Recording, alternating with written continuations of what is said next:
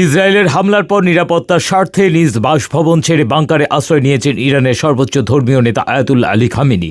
তিনি সরাসরি যোগাযোগ প্রায় বন্ধ করে দিয়েছেন। যোগাযোগের জন্য মোবাইল বা কোনো প্রযুক্তি ব্যবহার করছেন না। কেবল একান্ত বিশ্বস্ত দূতের মাধ্যমে সেনা কর্মকর্তা ও অন্যান্যদের সাথে যোগাযোগ রাখছেন। ইরানের সঙ্গে বহির্বিশ্বের যোগাযোগ অনেকটা বিচ্ছিন্ন হয়ে পড়েছে।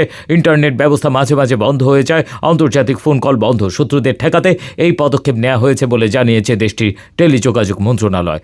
নাম প্রকাশ না করার শর্তে ইরানের 3 জন কর্মকর্তা নিউ ইয়র্ক টাইমসকে জানিয়েছে দেশের শীর্ষ নেতাদের কেউ নিহত হলে যেন শৃঙ্খলা ধরে রাখা যায়, সেই জন্য খামেনির বিকল্প নেতৃত্বের একটি তালিকা তৈরি করেছেন।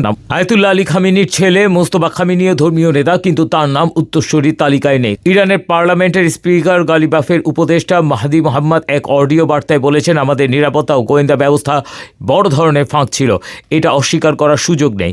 1 ঘন্টার মধ্যে আমাদের শীর্ষ কমান্ডাররা নিহত হয়েছেন। মাহদি আরও বলেন, আমাদের সবচেয়ে বড় ব্যর্থতা হলো ইসরায়েলি হামলার আগে তারা দীর্ঘদিন ধরে যে প্রস্তুতি নিয়েছে সে খবর আমরা পাই। কর্মকর্তারা বলেছেন, ইরানি নেতৃত্বের প্রধান উদ্বেগ 3টি: খামেনিকে গুপ্তভাবে হত্যা করতে চাওয়া, যুক্তরাষ্ট্রের সরাসরি যুদ্ধে যোগদান করা এবং বিদ্যুৎ কেন্দ্র, তেল, গ্যাস শোধনাগার ও বাঁধ ইত্যাদির মতো গুরুত্বপূর্ণ অবকাঠামোতে হামলা। টেক্স রিপোর্ট, বাংলার আওয়াজ।